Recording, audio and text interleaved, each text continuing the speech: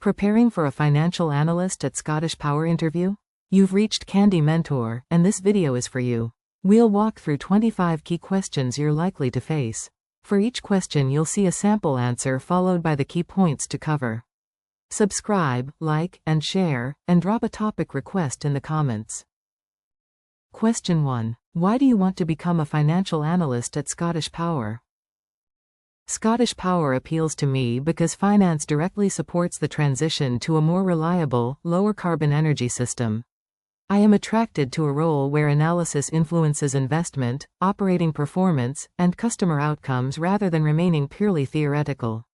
My strengths are structured modeling, careful variance analysis, and clear communication with non-finance colleagues. I also value the company's scale, regulated businesses, and Iberdrola connection, which would expose me to complex decisions involving capital, regulation, and long-term value creation. While answering, connect your analytical skills to energy infrastructure, ScottishPower's role in the energy transition, Iberdrola ownership, regulated operations, and your motivation to support reliable, affordable, lower-carbon energy. Question 2. What do you know about ScottishPower's business? ScottishPower is part of the Iberdrola Group and operates across important parts of the UK energy system. Its activities include electricity networks and renewable generation, alongside broader energy market operations.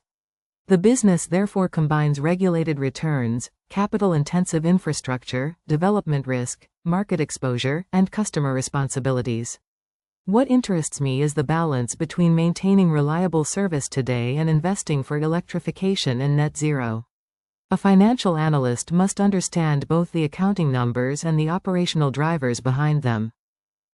Make sure to cover ScottishPower's ownership by Iberdrola, networks, renewables, energy operations, regulated economics, customer considerations, and its strategic importance to UK decarbonisation and electrification. Question 3. How would you assess the financial performance of an energy business? I would begin by separating operational drivers from accounting movements. For generation, I would examine output, realized prices, availability, capture rates, and operating costs. For networks, I would consider allowed revenue, customer connections, controllable expenditure, incentive performance, and regulatory adjustments. I would then review EBITDA, operating profit, cash flow, capital expenditure, debt, and return measures against budget, forecast, and prior year. Finally, I would investigate material variances with operational owners before presenting a concise explanation and recommended actions. In your answer, talk about revenue and margin drivers, volumes, prices, availability, operating costs, capital expenditure, cash flow, leverage, regulatory allowances, and comparisons with budget and prior periods.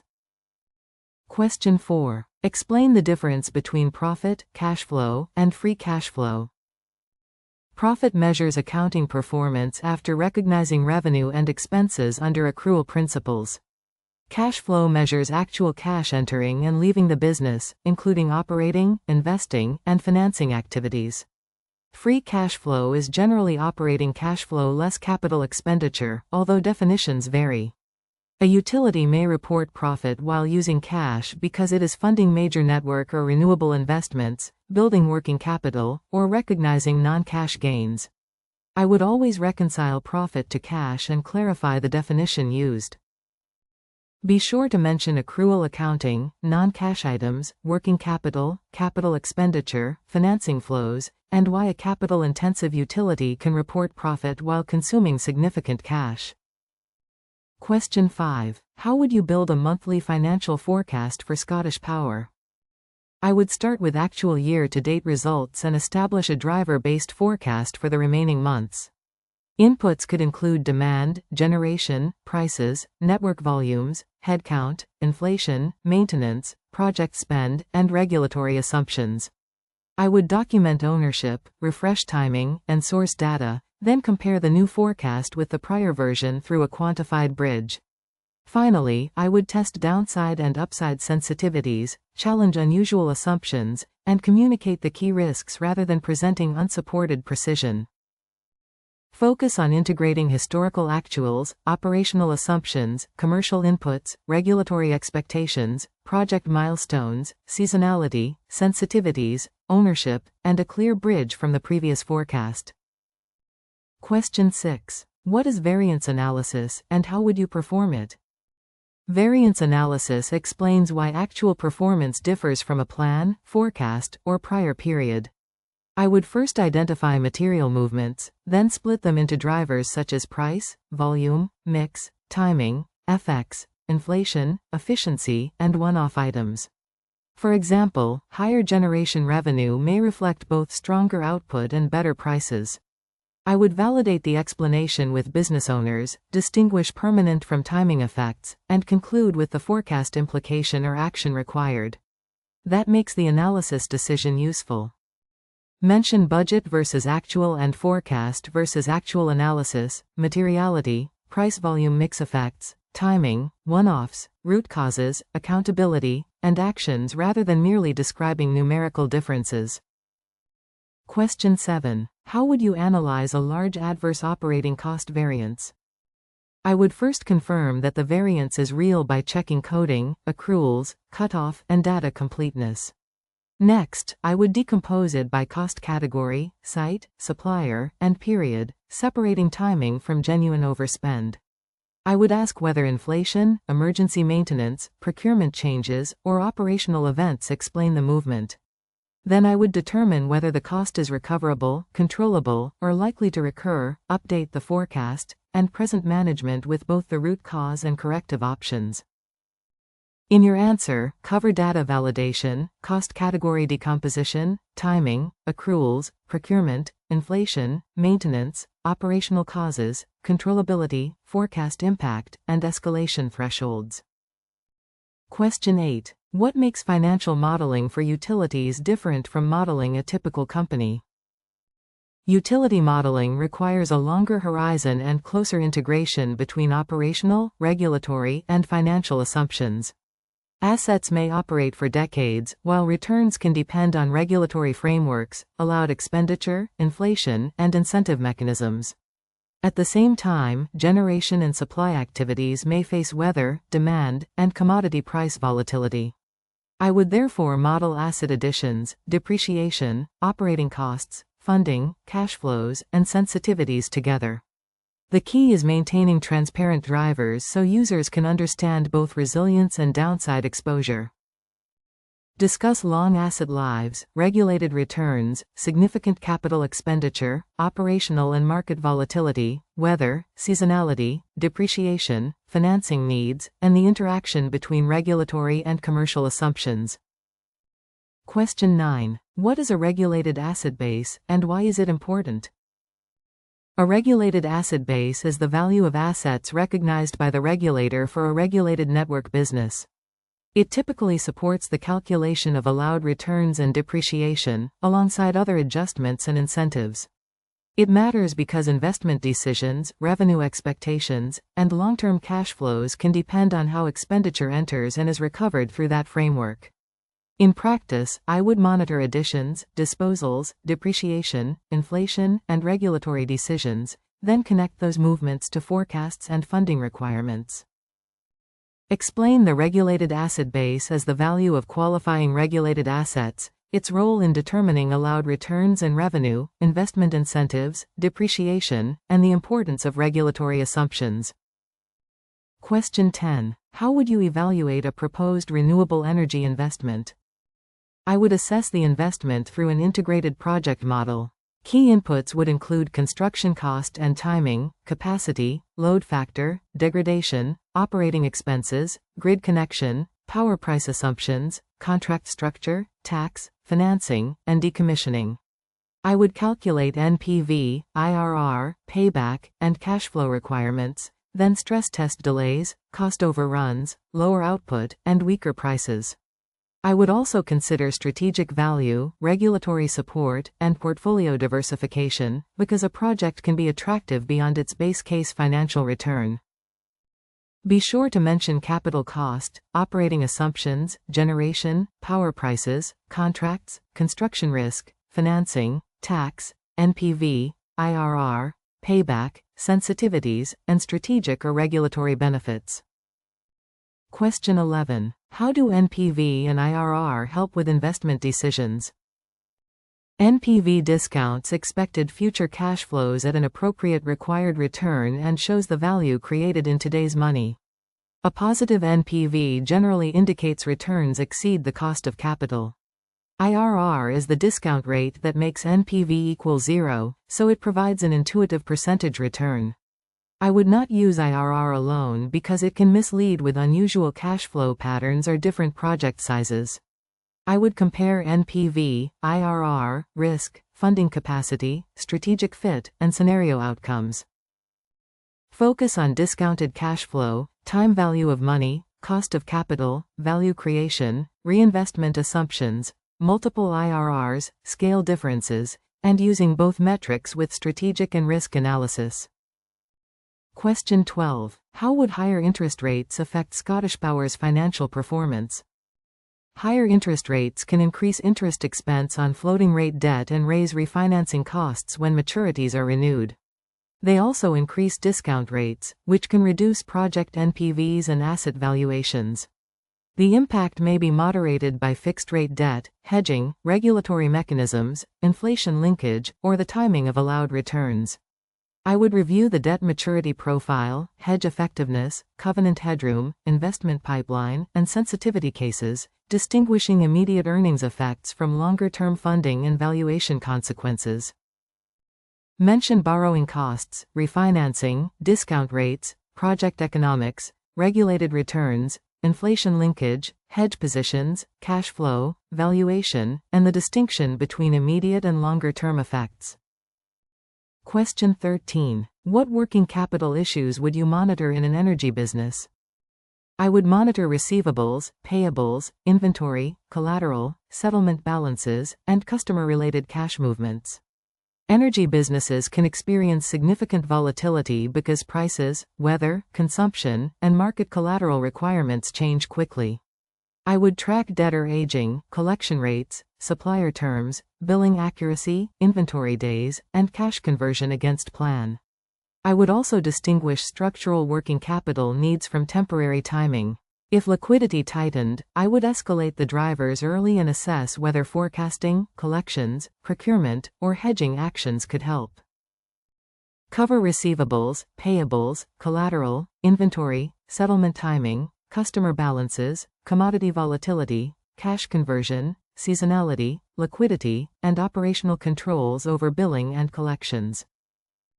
Question 14. How do you ensure financial data is accurate and reliable? Accuracy starts with understanding the source system and defining the required data fields. I would reconcile totals to the general ledger or approved reports, investigate unusual movements, and perform independent reasonableness checks against operational volumes and prior periods. I would use controlled templates, version naming, documented assumptions, and review sign-offs. For recurring processes, I would automate validation and exception flags where practical. I would never override unexplained differences. I would preserve an audit trail and resolve them with the data owner. Mention reconciliations, source system controls, reasonableness checks, version control, audit trails, segregation of duties, automated validation, exception reporting, and documented review procedures. Question 15. Which Excel skills would you use most in this role? I would use SumIfs, XLOOKUP, index match, logical formulas, pivot tables, and charts for recurring analysis and reporting. For larger datasets, Power Query can improve repeatability and reduce manual manipulation. I structure models with separate inputs, calculations, outputs, and checks, using consistent units and clear formatting. I avoid unnecessary hard coding, test formulas with known examples, and include control totals. Excel should make assumptions and exceptions visible, not create a complicated file that only its author can operate. Discuss pivot tables, XLOOKUP or index match, SumIfs, logical formulas, Power Query, scenario tools, charts, error checks, model structure, and avoiding hard-coded assumptions. Question 16. Describe a time you explained complex financial information to a non-finance stakeholder. In a previous project, a department manager questioned an unfavorable forecast variance but found the report too technical. I rebuilt the explanation around 3 operational drivers, used a simple bridge chart, and translated each driver into its impact on the monthly outlook. I checked the underlying data with the relevant teams and avoided accounting jargon during the discussion. The manager identified a timing issue and a genuine cost pressure, allowing us to correct the forecast and agree an action plan. Use a concise star structure, explaining the audience, complexity, simplification method, visual or operational framing, outcome, and how you confirmed understanding without losing accuracy. Question 17. Tell me about a time you found an error in financial analysis. While reviewing a monthly report, I noticed that one business unit's cost ratio had changed sharply despite stable activity. I traced the movement to a duplicated input created during a manual data refresh. I paused distribution, quantified the effect, informed my manager, corrected the file, and reran the checks. I then added a control comparing source record counts with the imported dataset and documented the refresh steps. The experience reinforced that analytical judgment must be supported by disciplined controls. Be sure to explain how you detected the issue, assessed materiality, contained the impact, communicated transparently, corrected the output, and improved the process to prevent recurrence. Question 18. How do you prioritize competing deadlines during month-end? I prioritize by deadline, materiality, dependency, and business impact. I map the close timetable early, identify tasks that block others, and reserve time for review rather than using every minute for preparation. If 2 urgent requests conflict, I clarify the required decision and negotiate sequencing with stakeholders. I communicate risks early instead of missing a deadline silently. Throughout month-end, I use checklists and reconciliations, because speed is valuable only when the reported numbers remain reliable. Talk about materiality, dependencies, close timetable, stakeholder communication, task planning, escalation, quality controls, and balancing speed with accuracy when deadlines overlap. Question 19. What is your understanding of International Financial Reporting Standards 16 and its relevance to analysis? International Financial Reporting Standards 16 generally brings lessee leases onto the balance sheet through a right-of-use asset and lease liability, with depreciation and interest replacing much of the previous straight-line rental expense. This can increase EBITDA while still affecting cash flow and leverage measures. In analysis, I would understand the company's lease population, discount rates, term assumptions, modifications, and presentation policy. I would also ensure comparisons between periods or businesses are consistent, particularly when evaluating operating performance and debt-like obligations. Mention recognition of right-of-use assets and lease liabilities, depreciation, interest, EBITDA effects, cash flow classification, discount rates, reassessments, and avoiding misleading comparisons. Question 20. How would you distinguish a capital expenditure from an operating expense? I would capitalize expenditure when it creates or enhances an identifiable asset that is expected to provide future economic benefits and meets the company's accounting policy. Routine repairs, maintenance, and day-to-day operating costs generally remain expenses because they preserve existing performance rather than create a new controlled resource. I would examine the work's nature, supporting documentation, useful life, and policy thresholds, then ensure capitalized amounts are depreciated appropriately. Correct classification matters because it affects profit timing, assets, cash flow presentation, and performance metrics. Explain future economic benefits, asset recognition, useful life, direct costs, repairs and maintenance, capitalization policy, depreciation, materiality, and the need to apply accounting standards consistently. Question 21. How would you approach commodity price or power price sensitivity analysis? I would start with a transparent base case showing forecast volumes, generation profile, realized prices, hedges, and timing. I would then flex relevant price assumptions across practical upside and downside scenarios, considering whether volume, capture rates, or collateral needs also change. The output should show effects on revenue, EBITDA, cash flow, liquidity, and project returns, not just one headline number. I would document the hedge position and distinguish sensitivity analysis from a forecast, because scenarios illustrate exposure rather than predict outcomes. Cover base cases, price curves, hedging, volumes, capture rates, scenario ranges, correlation, earnings and cash impacts, reverse stress testing, and communicating assumptions clearly. Question 22. What financial risks are particularly important for ScottishPower? Key risks include regulatory change, power and commodity price exposure, construction delays, asset reliability, cyber threats, counterparty credit, liquidity, interest rates, and climate-related disruption. The importance of each depends on the business area and hedge or contractual protections available. I would assess probability, financial impact, warning indicators, and mitigation ownership, then monitor them through forecasts and scenario analysis. A good analyst does not merely list risks.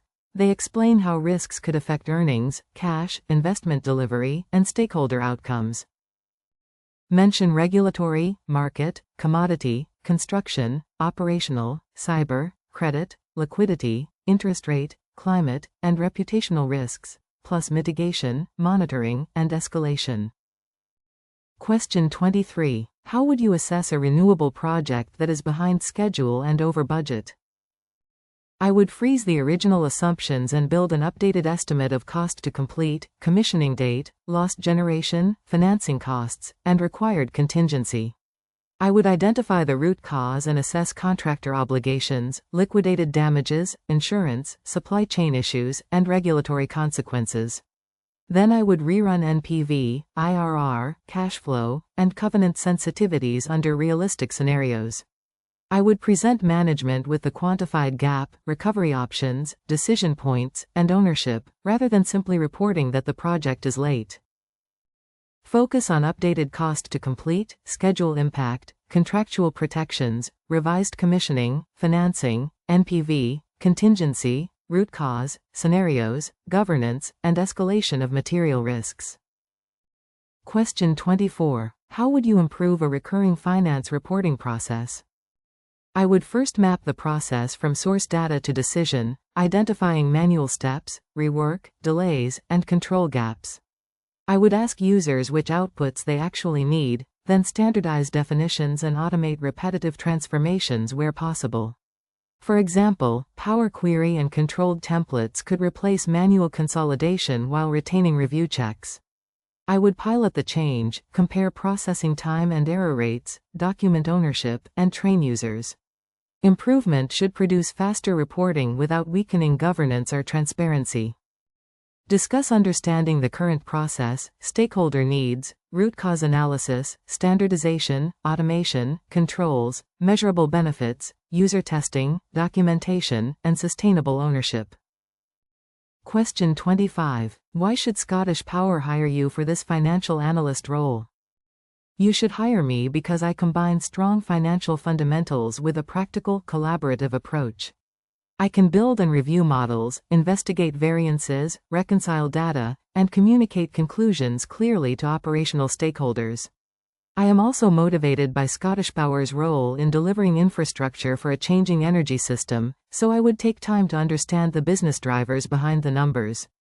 I bring curiosity, attention to detail, and ownership, while knowing when to challenge assumptions and escalate risks.